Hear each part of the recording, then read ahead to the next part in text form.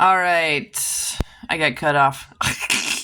So we're on number 10, using the graphs to use the following questions. Find the range of each graph. Range is your highest value minus your lowest value, which is the same for both because they both have a high value of 7 and a low value of 3.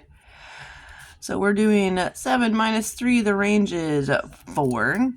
Which graph has a smaller standard deviation? Standard deviation means how spread apart the data is from the mean or the average. They both are going to have the same average right here in the middle. So this one has more data points right on the average and more data points closer to the average. This one has more data points further away from the average. So graph 2 has a bigger standard deviation. So when the question says a smaller standard deviation, that's graph 1. More of the data is closer to the mean. Graph 1. More data is closer to the mean. All right, if we added a value of 25, which would be way the heck out here, to graph 1, how would it affect the standard deviation?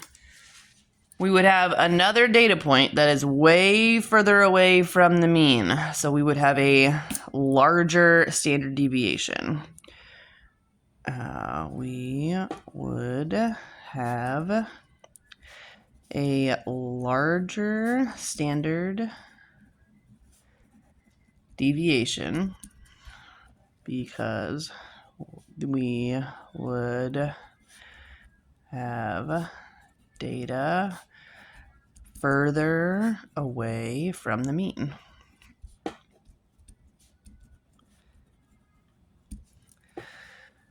If we added a value of 25 to graph 2, how would it affect the range? So remember, range is high to low. Sorry, high minus low. High minus low. So we would have 25 as our high number, minus 3. So our new range would be 22, which would be way bigger than it was before. Question 11, divide. All right, so we're going to take the numerator and denominator and factor all the way, and then we're going to keep our first fraction, change this to multiply, and flip the second fraction. Then we'll cancel out as much as we possibly can. All right, so x squared minus 16, that's a difference of squares. That factors to x minus 4 times x plus 4. These numbers are huge, and I think they might all be divisible by 7, and I went and found myself a calculator. Cool. Yes, great. Let's take a 7 out of there. And then this will be x squared plus 8x plus, what did I just say that was? 16. Got it. I'm going to change this to multiply and flip this fraction now. 70x. I can't take anything out of here because they're not all divisible by 2. So let's just factor 2x and x. Having a hard time thinking of this off the top of my head, so let's just do the box, shall we? 2x squared minus 12. I'm going to have to do 2x and x.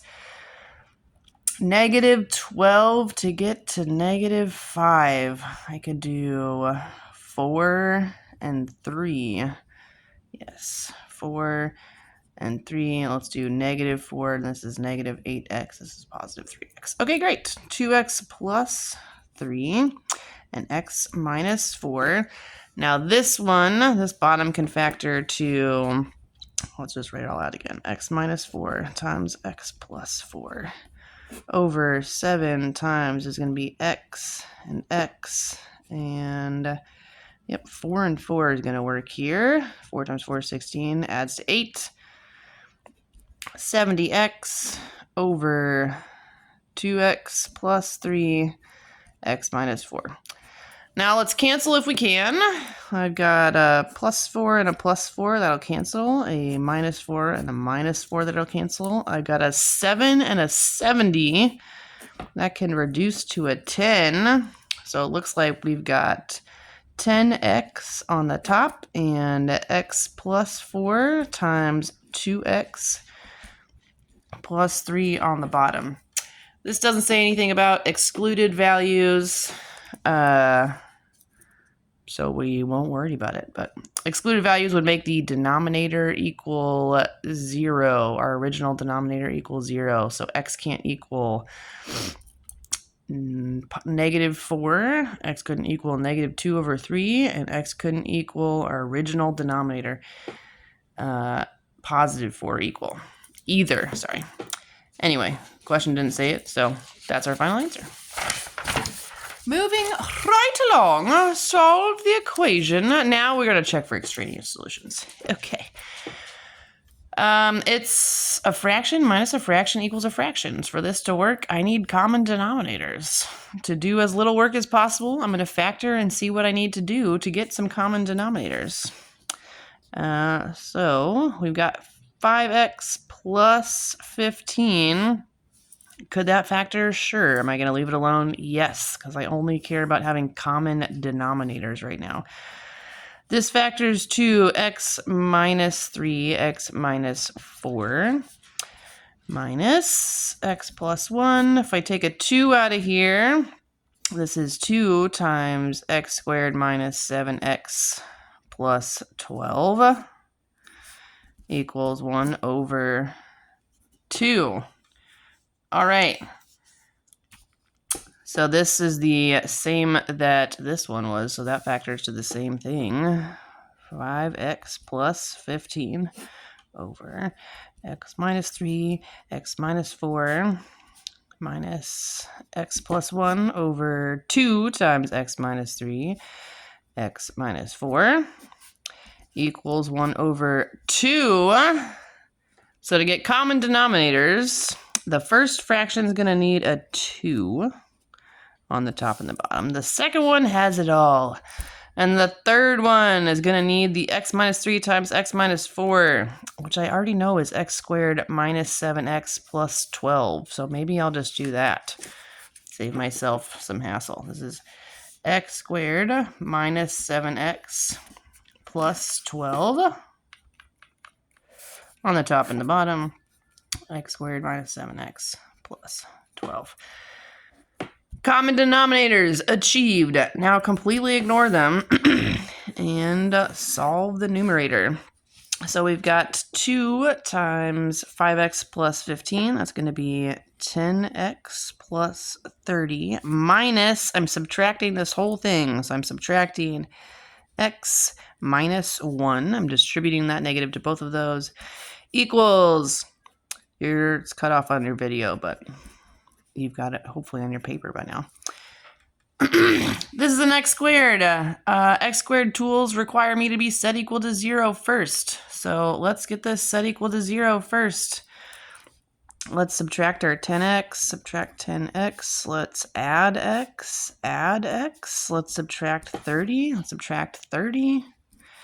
Let's add 1. So 0 equals x squared. And then 7 minus 10 plus 1, negative 17, so negative 16x. 12 minus 30 plus 1 is negative 17. So then factor this. This is going to factor to x minus 17 and x plus 1. Set those equal to 0 and solve. We'd have x equals 17, x equals negative 1. And neither one of those would make our original denominator equal 0 because they're not a positive 3 or a positive 4. So no extraneous solutions. Great. Question 13, which is equivalent to 4x squared minus 16 over 2 minus x.